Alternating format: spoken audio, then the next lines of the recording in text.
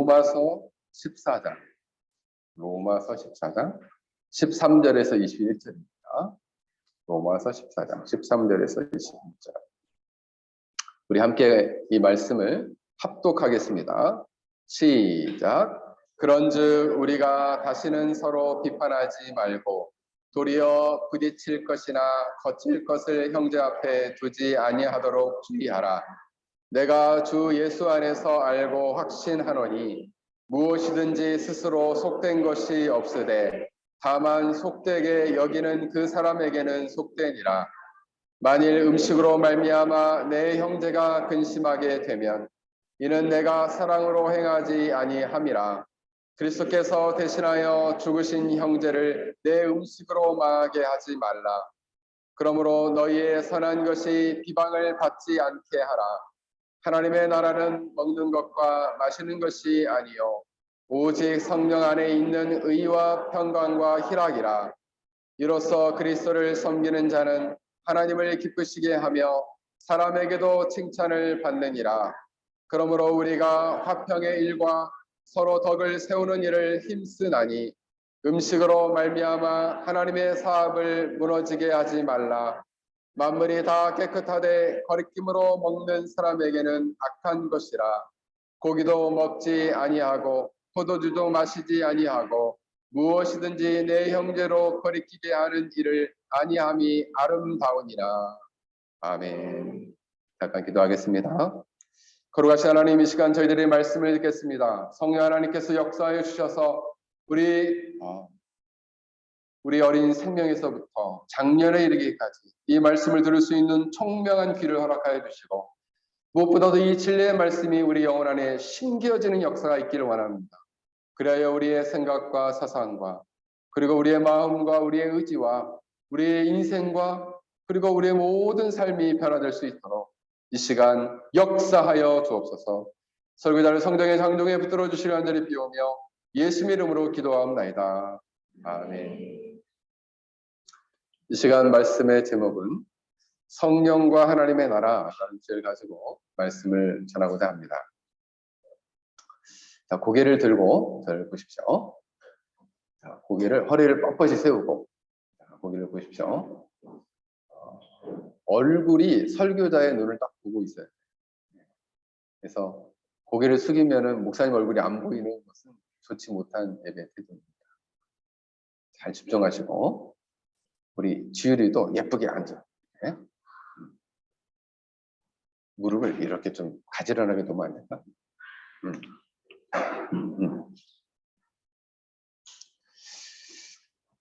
자, 오늘 본문을 보면은 성령과 하나님의 나라 주제를 가지고 오늘 말씀을 전하겠는데 중국에서 자주 쓰는 말이 있습니다. 중국 사람들이 이 말을 참 많이 써요. 어떤 말이냐면은 습관적으로 차이가 없다라는 말을 많이 쓰는데 중국말로는 이것을 차부도어 이렇게 쓰거든요. 차부도어. 차라는 말은 이제 차이할 때 그 차고 부라는 것은 아니라는 말이고 도어라는 말은 많이라는 말이에요. 그래서 차이가 많이 없다 이런 말. 그러니까 중국 사람들이 이것을 습관적으로 쓰게 되는데 어떤 집에 아버지가 아파가지고 아들한테 아들아 빨리 가서 의사분 좀 모시고 와라. 도저히 병원까지는 갈 수가 없는 상황이니까 좀 왕진을 좀 와달라고 해라. 그랬대요. 그랬더니 이 아들이 데려오라는 의사는 안 데려오고 수의사를 데려오고 수의사는 동물 의사, 동물을 치료하는 의사. 그래서 동물 의사를 데려왔대. 그래서 아버지가 물었대. 너는 왜 동물을 치료하는 수의사를 데려왔니? 라고 물으니까 아버지 수의사나 의사나 별 차이 없어요. 차부도해요. 라고 말했다는 거예요. 그래서 결국 이 아버지가 치료를 못 받고 죽었답니다. 그래서 이제 사람들이 장례식에 조문으로 와가지고 이 아들을 위로하면서 말했다. 아이고 아버지가 돌아가셔서 이거 어떡해요. 너무 안 됐습니다. 그랬더니 이 아들이 아버지가 사나 죽으나 차부도합니다. 별 차이가 없습니다. 그랬다고 그래요. 그 진짜이 아니에요? 그래서 초코를 먹으면 반지를 먹으면 차부터 타요. 저를 안 골라줘.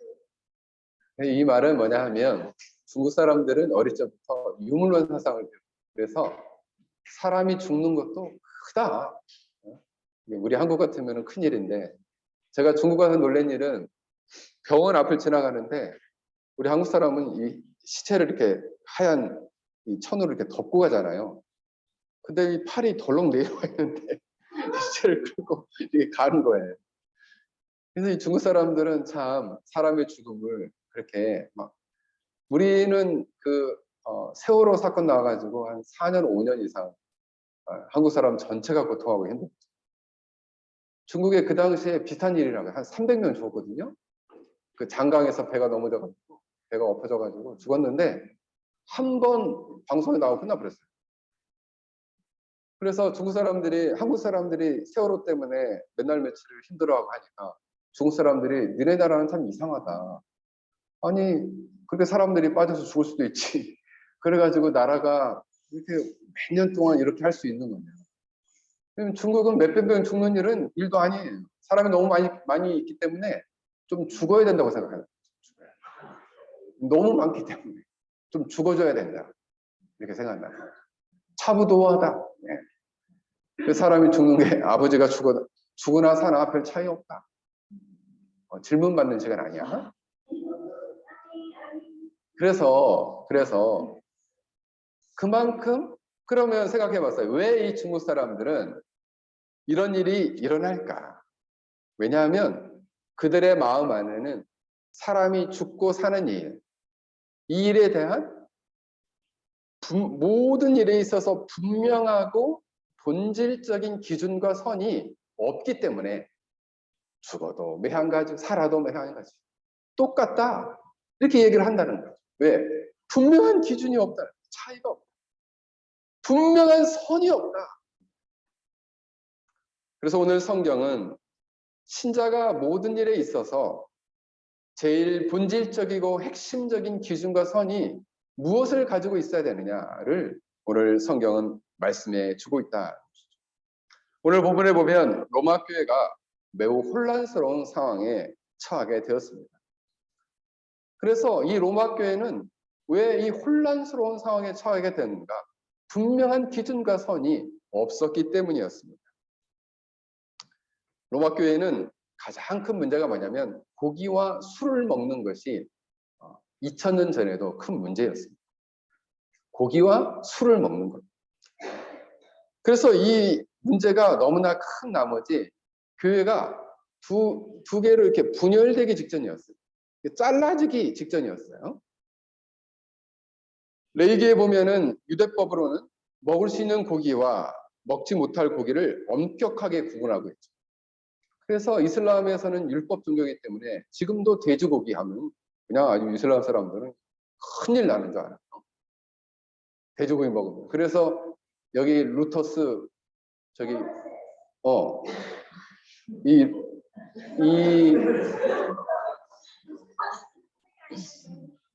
이 테스코에 가면은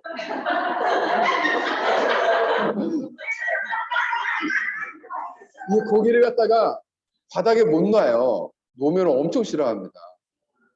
그래서 자기가 들고 찍어야 돼요. 그 왜 그래요?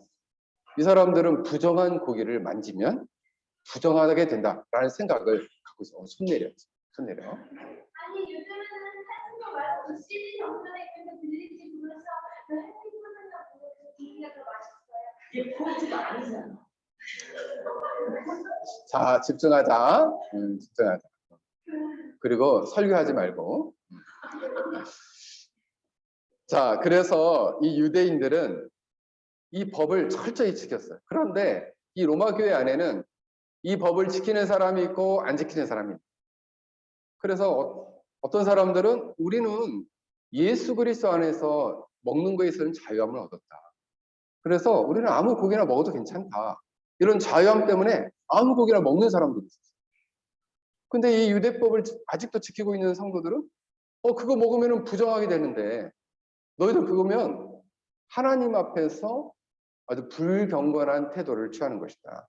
이렇게 생각을 했습니다. 이 두 사람들이 끊임없이 싸우고 있는 거예요. 사도행전 15장에 보면 예루살렘 공의를 통해서 4가지 정도는 피체 고기를 먹지 말라부터 해가지고 몇 가지 기준을 세웁니다. 그런데 유대인들이 지키는 이 율법을 그대로 지킬 필요는 없다. 이방인들까지 이 율법 그대로를 요구하지 말라라고 결정을 내요.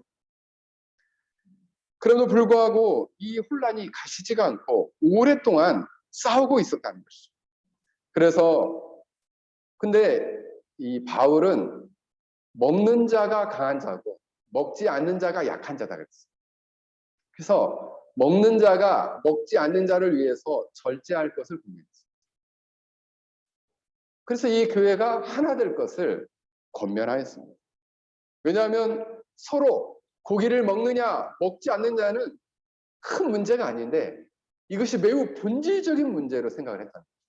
먹느냐 먹지 않느냐 이런 문제, 마시느냐 마시지 않느냐 이런 문제로 끊임없이 이 교회를 힘들게 하고 교회에 큰 손상을 입히기 시작했다라는 거죠.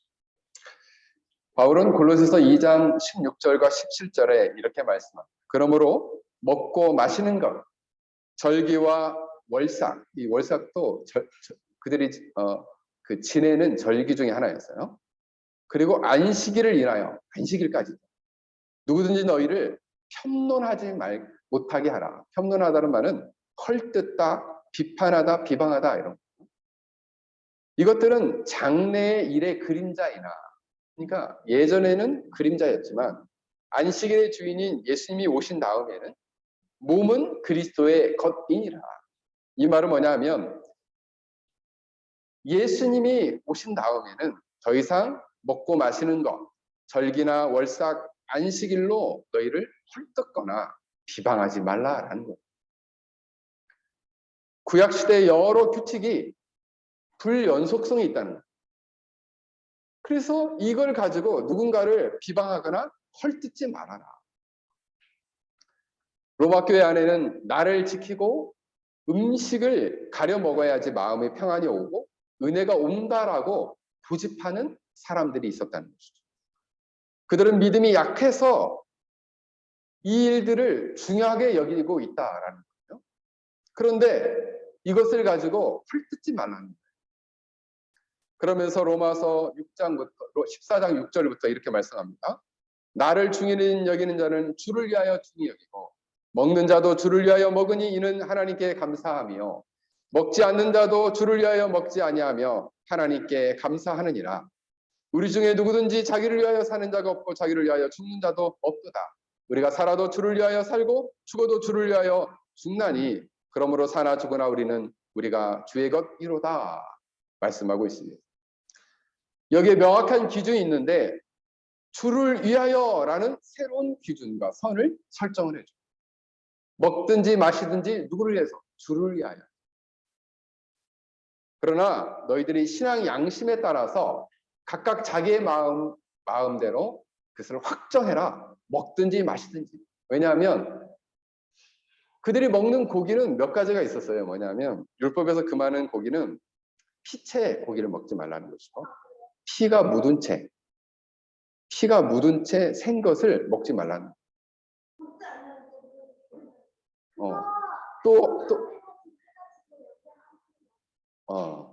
그러니까 그러니까 생채, 살아있는, 예를 들면은 한국 사람들도 소를 잡는다고 했을 때 소 간 같은 것을 생 것으로 먹죠. 그러니까 그렇게 먹지 말라라는 율법이 있었어요. 그러니까 그렇게 먹지 말라, 익혀 먹어라 이런 말이에요. 또 하나는 부정한 짐승을 먹지 말라라는 것이고, 그 다음에 또 하나는 우상 숭배를 했다가 그 유상 숭배에 드린 것을 먹지 말라는 거예요. 근데 당시 로마 사람들이 먹는 고기는 우상에게 먼저 바치고 가서 그 다음에 이 고기를 팔았다는 거예요. 시장에 가서 사는 고기는 다 우상에게 한번 바쳐진. 그러니까 그 시장에 가서 산 고기를 그냥 먹으면 부정하다고 생각을 하는 거죠. 부정하다. 물론 저도 어릴 적에 이런 마음이 있어가지고 이제 저희 어머님이랑 식구들이 그때 당시에는 예수님을 안 믿었어가지고 제사를 지낸 거예요.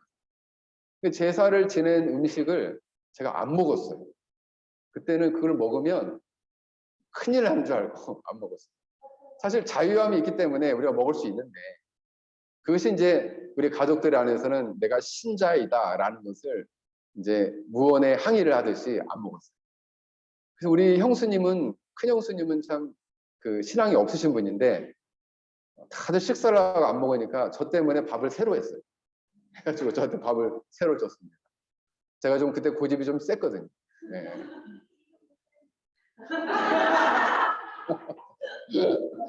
지금도 센 것 같아.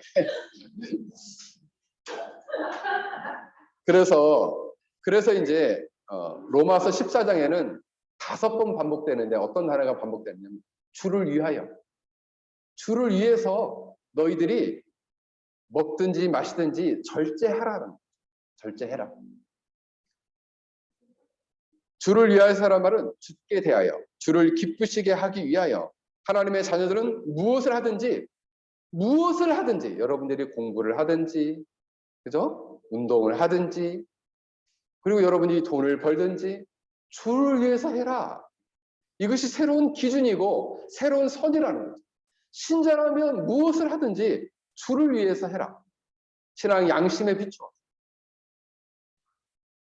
그래서 로마서 14장 21절에는 우리가 교회라는 것은 한 개인만을 위한 것이 아니라 그리스도의 거룩한 몸을 이루고 있으니 고기도 먹지 아니하고 포도주도 마시지 아니하고 무엇이든지 형제로 거리끼게 하는 일은 그 일을 하지 않는 것이 아름다움이니라 말씀하고 있습니다. 그래서 결정적으로 고린도전서 8장 12절에서 13절을 보면 바울이 엄청난 이야기를 합니다. 이같이 너희에게 죄를 지어 그 약한 양심을 상하게 하는 것이 곧 그리스도에게 죄를 짓는 것이다. 그러므로 만일 식물 먹는 것이 내 형제로 실족하게 하면 나는 영원히 고기를 먹지 아니하며 내 형제를 실족치 않게 하리라. 영원히 고기를 먹지 않겠다. 이렇게 말을 합니다. 왜요? 형제를 실족하게 하는 일 내가 먹지 않겠다. 그래서 한국 교회에도 교회 사적으로 술을 금하게 된 2가지의 배경을 갖고 있어요. 한국 교회가 이걸 100년 동안 지켰는데 2가지 배경이에요. 첫 번째는 뭐냐면 교회 사적인 배경이에요.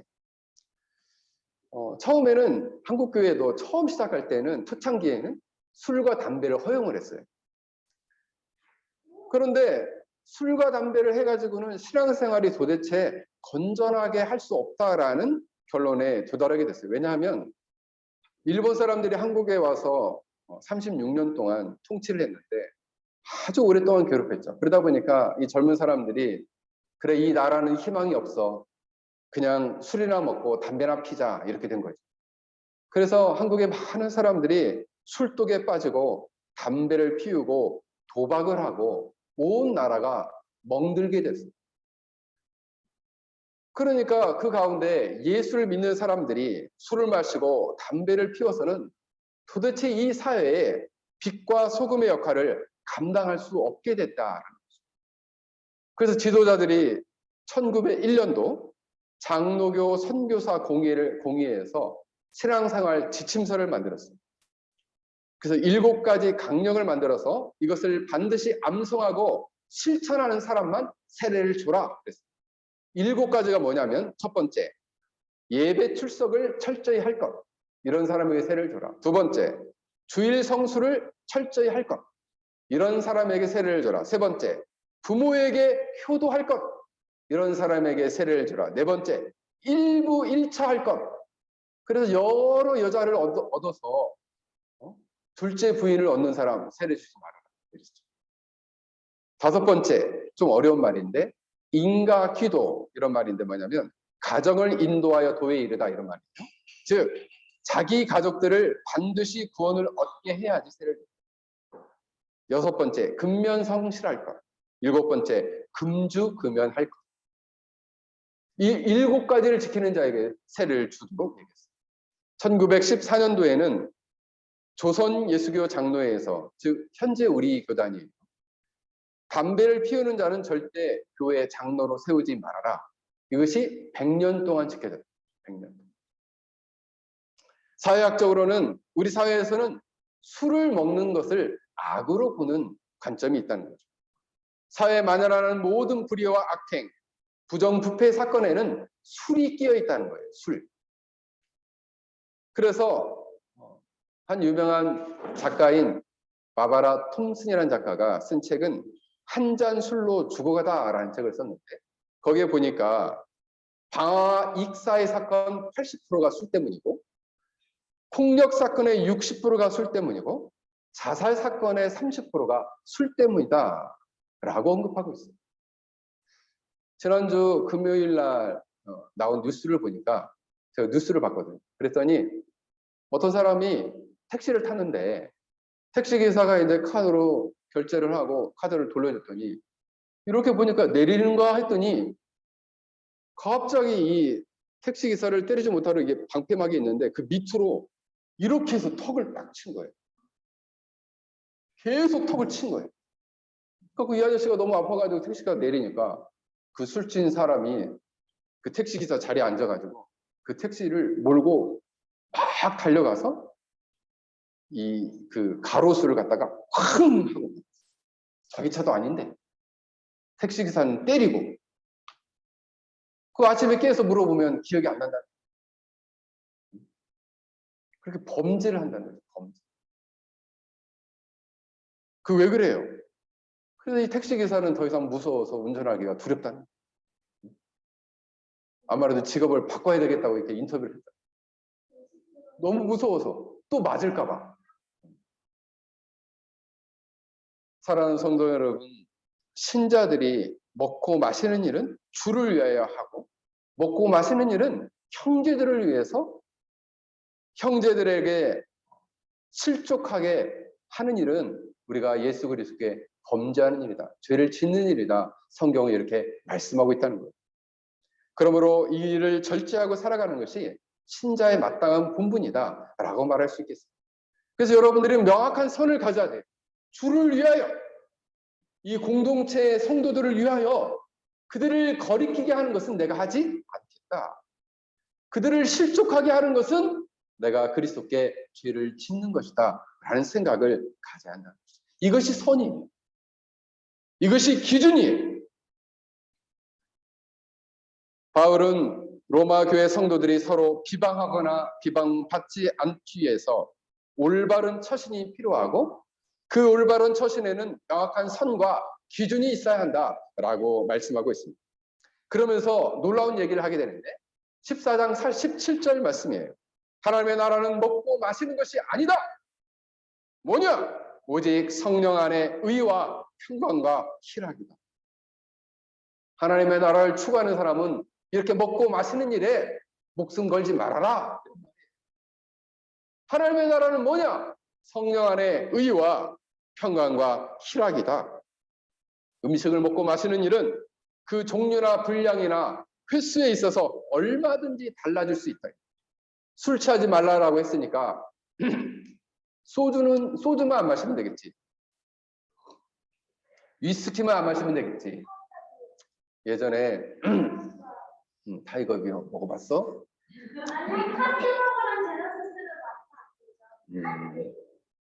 그래서 예전에 저희 형님이, 지금은 안수 집사신데, 교회 집사님이신데, 신앙이 없을 때 저를 만나면은 제가 술 먹지 말라 그랬거든요. 교회 집사인데 왜 술을 먹냐 그랬죠.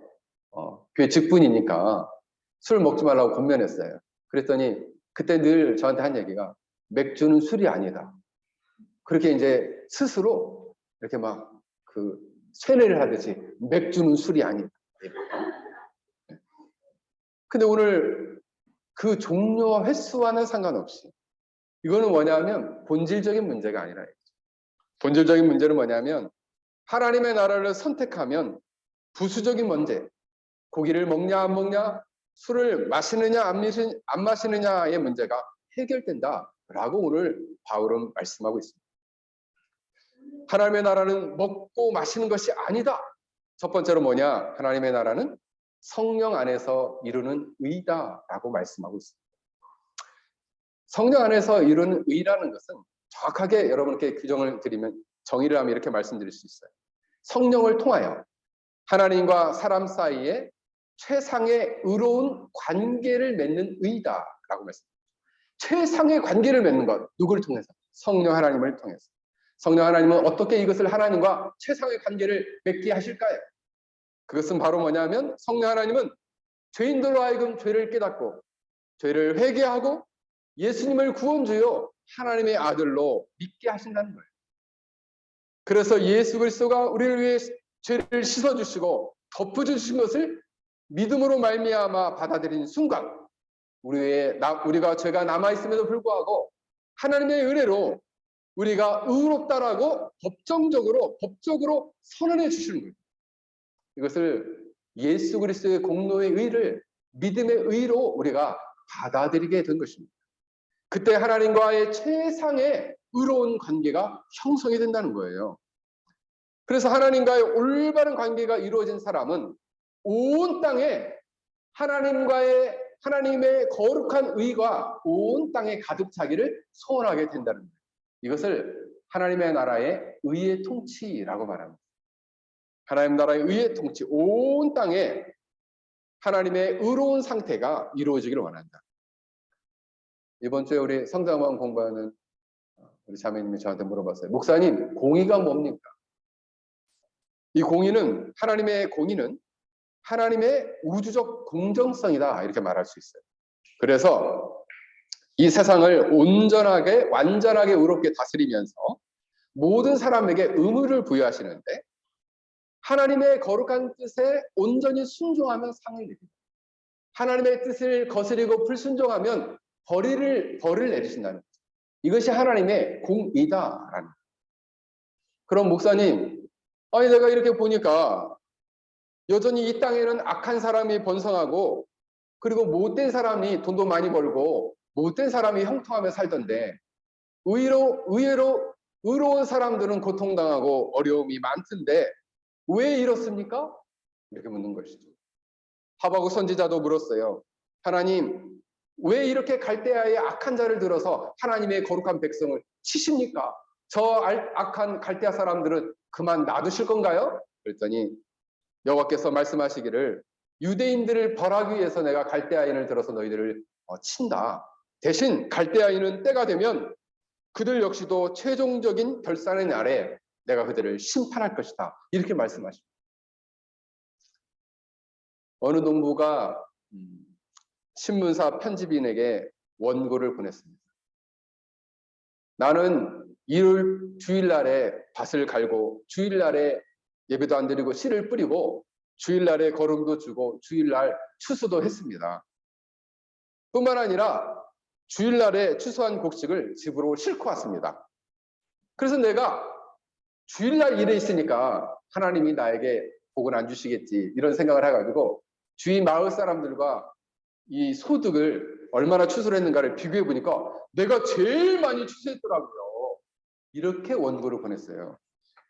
그랬더니 이 글을 받은 편집인이 다시 이 사람에게 편지를 보냈습니다. 한마디만 보냈습니다. 하나님은 추수하는 9월에 모든 것을 결산하지 않으십니다. 그럼 언제? 10월, 11월 최종 마지막에 결산할 그 시기가 있다는 거예요. 그때 최종적으로 결산하신다. 이 의미는 무슨 얘기예요? 현재적인 것으로 판단하지 말고 하나님이 최종적으로 가장 공평한 심판과 판결을 내리실 것이다. 그때 여러분들이 이 공의 앞에 상을 받을지 벌을 받을지 정해질 것이다. 사랑하는 성도 여러분, 우리는 현재 9월 달의 인생을 지나고 있습니다. 최종 12월 달 마지막 때 언제 올까요? 여러분들은 9월 달, 10월 달, 11월 달 가까이 됐을지 모르죠. 그죠? 하나님의 심판의 때가 오면 우리가 어떠한 의의 열매를 맺었는지 하나님은 명확하게 그 결과를 보여주실 것이다 라는 것입니다. 사랑하는 성도 여러분, 그러하기에 우리는 하나님의 공의로운 통치 앞에서 그리스도의 거룩한 의를 믿음으로 덧입어 하나님과의 올바른 관계를 맺어 우리 삶 속에서 하나님이 기뻐하시는 의의 열매를 맺어갈 수 있기를 주의 이름으로 간절히 축원합니다. 두 번째로 하나님의 나라는 성령 안에서 이루어지는 평화다라고 말씀합니다. 이 평화는 하나님과 사람 사이에 최상의 관계를 맺고 그 관계를 맺음으로 의로운 상태를 유지해 가는 것을 평화다라고 말합니다. 다시 말씀을 드립니다. 하나님과의 올바른 관계를 맺고 그 의로운 관계의 상태를 유지해 가는 것이 바로 평화, 화평의 상태다라고 말씀드릴 수 있습니다. 여러분, 사실 이 평화라는 것은 하나님과 우리와의 관계에서 하나님은 사실 우리 죄인들을 볼 때는 그냥 죄인만 봐도 화가 나죠. 왜요? 하나님의 거룩한 속성상 우리 안에 죄가 있으면 그 죄를 향한 거룩한 본성은 하나님의 진노로 나타나요. 그런데 하나님이 하나님의 이 진노를 예수 그리스도의 십자가의 피로써 이 분노를 부드럽게 하시는 것을 어려운 말로는 우리 배웠죠. 유하다. 속죄라는 말은 죄를 씻고 덮는다. 예수님의 피로써 죄를 씻고 덮어서 하나님의 진노를 부드럽게 하고 이 대가를 치름으로 하나님과 우리와의 관계를 화목하게 하는 것. 이것이 바로 속죄의 본질이다 그랬습니다. 그 하나님과의 관계, 우리와의 관계를 화목하게 하는 것. 다른 말로는 이것이 샬롬의 상태, 평화의 상태를 오게 하는 것입니다. 여기에는 두 가지가 없어진다 그랬죠. 자, 혹시 우리 성도들 가운데 하나님과의 관계에서 우리가 화목하게 되는 것, 평화의 상태에 오게 될 때 두 가지가 없어진다라고 여러분들에게 제가 가르친 적이 있는데, 자, 우리 성도들 한번 얘기해 보십시오. 이 두 가지는 뭘까요? 두 가지가 없어진다 그랬죠. 기억나시나요?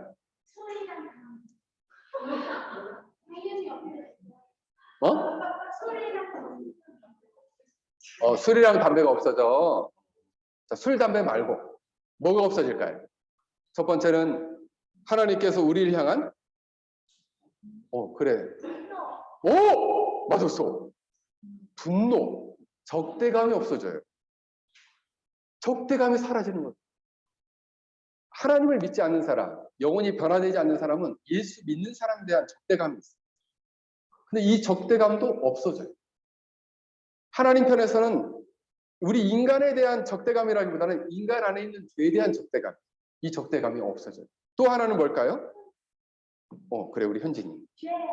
죄가 없어진다. 그렇죠.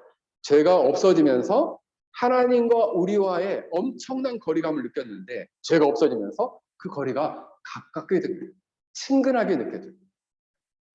자, 손 들어볼까요? 나는 엄마와의 거리가 좀 먼 것 같다 하는 친구 손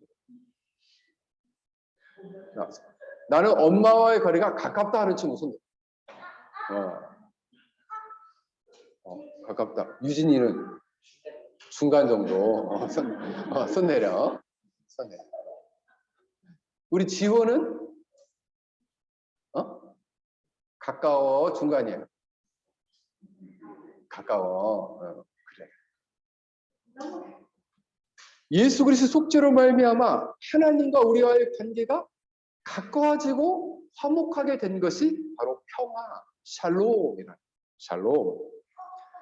그래서 이런 하나님과의 관계 안에서 예수 그리스도의 의로 말미암아 평화를 누리는 사람은 모든 사람들과의 관계 안에서 특별히 이 공동체 안에서의 화목과 평화를 추구한다라는 거예요. 다시 말씀을 드립니다. 하나님과 평화를 성령을 통해서 그리스도의 의로 말미암아 평화를 누리는 사람은 이 공동체 안에서 평화를 추구한다라는 거예요. 평화를 추구한다. 여러분, 예전에 한국교회에서는 이 교회당에 이렇게 이 바닥을 나무 마루로 만들었어요. 나무 마루를 만들어 가지고 그 마루의 바닥에 그냥 앉아 가지고 예배를 드렸습니다. 그런데 그쵸, 이제 앉다 보니까 점차 사람들이 장의자가 들어오기 시작했어요. 근데 이제 어느 교회에서 싸움이 난 거죠. 왜냐하면 교회에서 마루에서 이렇게 무릎을 꿇고 경건하게 예배를 드려야지. 어떻게 교회에 불경건하게 의자를 들여가지고 다리를 꼬고 앉아가지고 그렇게 예배를 드리느냐. 어떻게 이렇게 불경건하냐. 이러면서 한쪽에서는 의자를 들여오자는 사람들을 불경건한 사람들이라고 막 몰아붙였어요. 또 이 의자를 들여오자는 사람은 아니 시대가 바뀌었고 사람들이 무릎이 아파가지고 앉기가 힘들다고 하는데 의자를 들여와가지고 정말 우리가 좀 편안한 모습으로 하나님께 예배드려야 되지 않느냐. 저 사람들은 아주 시대에 뒤떨어진 사람들이다. 이렇게 비방하기 시작했어요. 그래서 한쪽에서는 저 사람들은 불경건하다. 의자 때문에. 저 사람들은 불경건하다. 한쪽에서는 저 사람들은 시대에 뒤떨어진 사람들. 몇 년을 싸웠답니다. 몇 년. 그래서 결국은 어떻게 합의를 했냐면 그러면 앞에는 마루로 하고 뒤에만 의자를 놓자. 그래서 반절은 마루, 반절은 의자. 이렇게 합의를 했다 그래요. 다행이죠. 합의를 한 게 다행이에요. 그래서 이제 점차 시대가 바뀌면서 지금은 의자로 싹 다 놓아져 있죠. 우리 교회도 의자가 이렇게 놓아져 있어요. 나는 이 의자가 너무 싫어서 내가 바닥에 앉겠다. 괜찮아요. 앉으세요. 네, 상관없어요. 네, 바닥에 앉아도 괜찮아요. 네. 지금 앉으려고 한 것은 아닌데. 왜냐하면 여러분 우리가 의자를 놓고 예배를 드리냐 바닥에 앉아 예배를 드리느냐 성경상에 큰 문제가 있는 것은 아니다. 더 중요한 것은 뭐냐 우리가 화목을 추구하는 것 하나가 되는 것이 훨씬 더 중요하다라는 것이죠. 그러므로 이렇게 성령 안에서 평화를 누리는 사람은 사람들과의 관계 안에서 타인과의 관계 안에서도 그들과 불화하거나 갈등하거나 분열하거나 분리하는 그 분열을 초래하는 부수적인 일에 철저히 자제해야 된다라는 거죠. 어떻게 된다고요? 자제해야 된다. 그래서 공동체 안에서 화목과 덕을 세우기 위해서 항상 여러분들은 믿음이 연약한 자들의 입장에서 항상 일정한 기준과 선을 가지고 생각해야 한다라는 거예요. 나의 잘못된 행동이나 말이나 태도 때문에 어떤 사람이 힘들어하고 어려워한다면 일정한 기준과 선을 넘어선 거예요. 그러면서 우리가 지혜를 구하면서 이 공동체 안에서 서로를 아름답게 배려하고 존중하는 것이 매우 필요하다라는 거죠. 그러면 지혜를 구하는 가장 일정한 선은 어떤 선일까요? 화목을 추구하는 일정한 선은 어떤 선일까요? 저는 늘 이 말씀을 늘 생각하는데 고린도전서 13장 4절과 5절을 보면 사랑에 대한 얘기가 나오는데 사랑은 무례히 행치 아니하고 사랑은 자기 유익을 구하지 않는다. 항상 교회 화목을 추구하는 사람, 사랑과 대립하지 않고 배려하려는 사람은 어떤 생각을 가져야 되느냐. 항상 성도들을 통해서 뭘 생각해야 됩니까? 뭘 생각해야 되느냐. 내가 예의를 갖춰 이들을 대하고 있는 무례히 행치 않느냐를 생각하는 거죠. 또 하나는 뭐냐? 내가 내 유익을 구하며 이들을 대하고 있지 않다. 우리 기준이 뭐라고 그랬어요? 내 유익이 아니라 주를 위하여. 항상 주를 위하여 성도를 위하여. 이것이 바로 뭐냐? 그리스도 안에서의 공동체 안에서 이루어져야 할 사랑이다라고 말씀하고 있는 것입니다. 그래서 19절에 보면 성령을 통해 하나님의 의의를 덧입은 사람은 교회 공동체 안에서 화평의 일과 서로 덕을 세우는 일에 힘쓰나니라고 말씀하고 있습니다. 이걸 힘써야 한다는 거예요. 이것이 하나님의 나라를 현재적으로 구하며 살아가는 성도의 모습이다라는 거예요. 그게 하나님의 나라를 구하는 신자의 모습이다. 사랑하는 성도 여러분, 여러분들은 하나님과의 평화를 추구하고 있습니까? 그 평화를 가지고 이 공동체 안에서 여러분들이 이 평화를 추구하고 있느냐? 이 화목을 추구하고 있느냐? 그래서 기도하는 사람은 항상 기도하며 생각해야 합니다. 나의 말과 행동이 그리고 다른 사람의 입장을 헤아리고 그리고 이 공동체의 연합과 평화를 해치고 있지는 않는가를 늘 살펴보는 것이 중요하다. 이것이 성숙한 신자이고 이것이 하나님의 나라 안에서 성령 안에서 평화를 추구하는 자의 모습이다라고 말할 수 있습니다. 여러분들이 이와 같은 삶을 살 수 있길 저 여러분을 간절히 축원합니다. 마지막으로 하나님의 나라는 성령 안에서 이루어지는 희락, 기쁨이다라는 것입니다. 이 기쁨은 하나님과 사람 사이의 최상의 의로운 관계에서 나중에 최종적으로 맺혀지는 열매다라고 말할 수 있습니다. 체험되는 열매다라는 것이죠. 하나님과의 관계 안에서 엄청난 기쁨과 즐거움을 누리게 되는 것입니다. 우리가 지난주에 우리 주일학교 학생들도 인간의 제일된 목적이 무엇입니까? 하나님을 영화롭게 하는 것과 영원토록 그를 즐거워하는 것입니다. 그 관계 안에서의 즐거움과 기쁨이 있느냐라는 것입니다. 하나님과의 관계 안에서의 기쁨과 즐거움이 있느냐. 지유라, 예배에 집중해야지.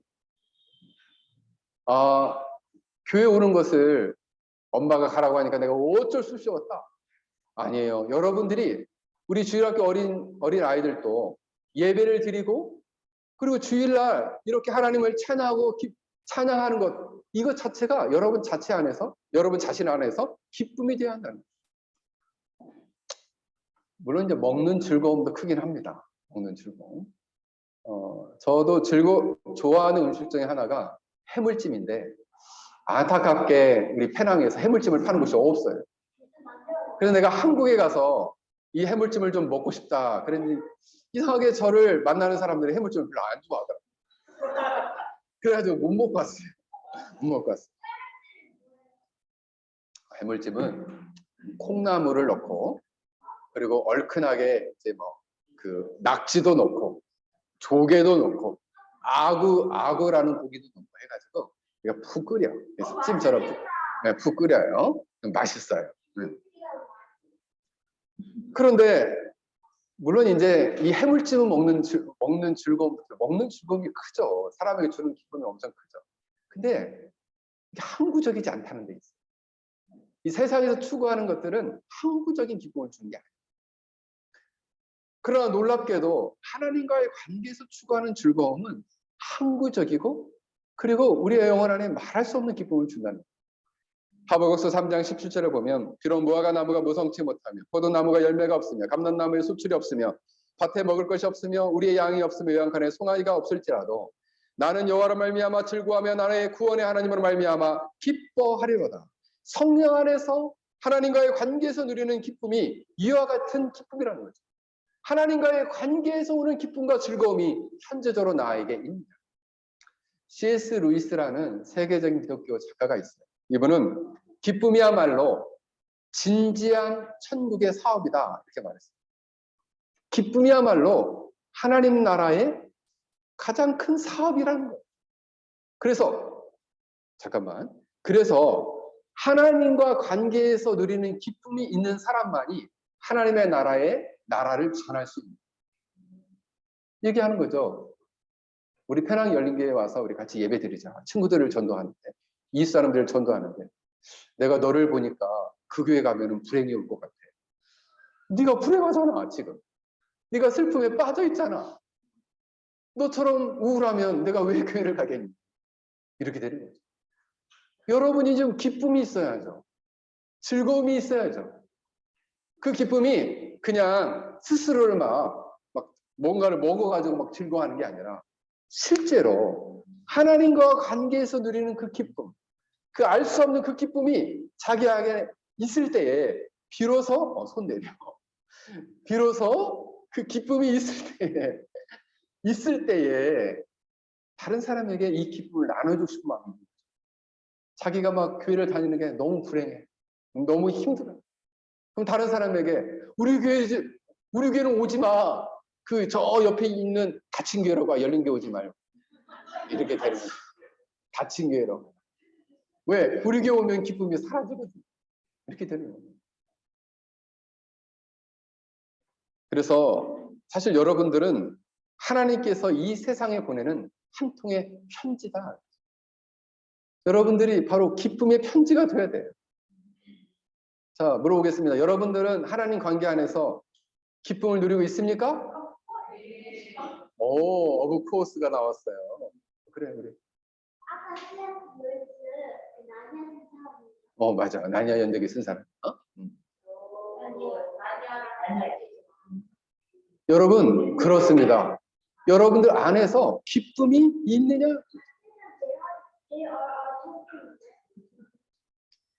자, 보십시오.